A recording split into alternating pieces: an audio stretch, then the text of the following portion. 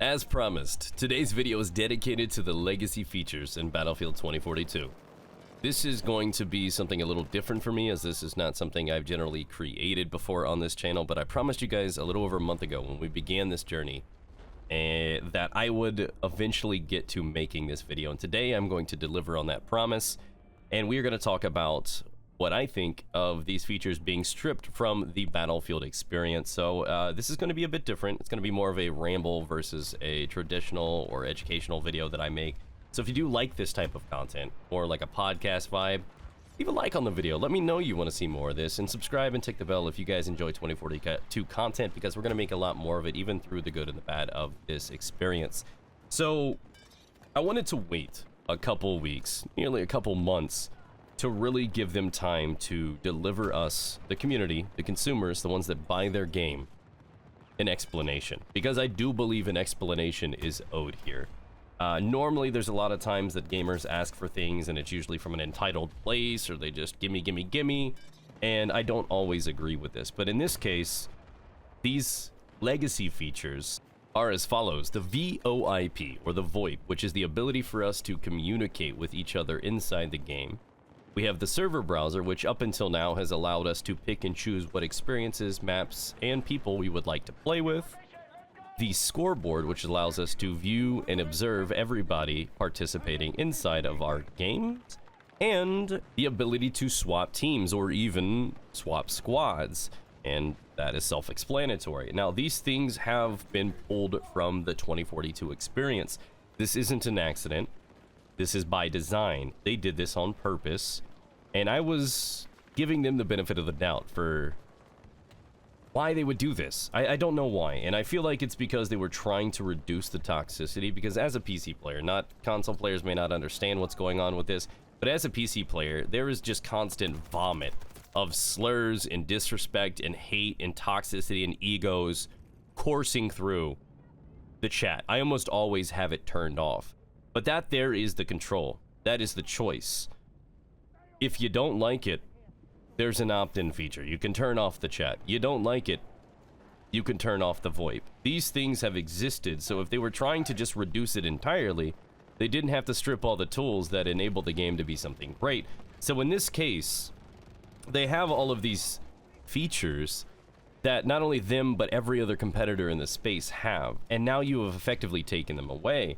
And I do believe an explanation is owed for this. If I were to let my children jump all over the bed for their whole lives, and all of a sudden I'm just like, I'm sorry guys, you gotta stop now, right? They're gonna wanna know why, right? They might still accept these terms, right? They may understand it. Without an explanation, they're gonna feel like you took something from them. And we're the ones that buy your product. And at the end of the day, I don't think you should ever have your consumers feeling like they were robbed of something. That is not a good feeling. That's not something we likey. No. So, even for the sake of damage control, they should be getting in front of this. And they have been very transparent in so many other ways. And they've been doing a good job at keeping up with the game. And I love the game. I know not everybody does. I give them praise and I talk about the things they do good. But at the same time, you got to be critical of the things they're doing wrong. Because without it, you're never going to get forward. And all of us, whether or not you hate the game, you hate the devs, you hate EA, whoever you freaking hate or whatever you want to point fingers at, we all want the same thing. The people that invest in the game, the publishers, the developers, the gamers. We all want a good experience because we all prosper. And it's about finding that. So to that level, I would like answers. As a person that buys these products, as a person that is invested in this franchise, that loves this franchise, you have taken away something that is standard in not just your video game, but all of these video games. These are essentials that people feel like have been robbed from them. These enhance their experience. I guess they're not even essential anymore. We've seen we can clearly go without them, but they're not things that we want to go without. And the lack of ability to play with more of my friends in what is known as a large-scale conflict is disruptive. And maybe they chose to take away things like team swapping so that we can't stack teams, and I can understand that approach. If that's why they did it, I get it, because honestly, up until this Battlefield, almost every game was an absolute landslide. I'm not gonna lie, right? I can't front, that's true. But there's possibly other ways we could have gone about it. And again, just taking something away without any explanation is not healthy.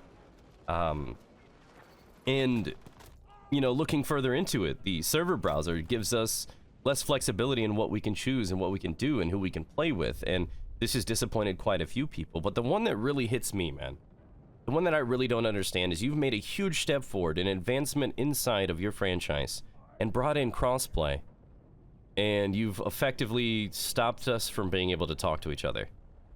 So you've killed a franchise built on teamwork by not allowing us to play together, limiting the tools and accessibility for us to play together, and also the ability to talk to each other.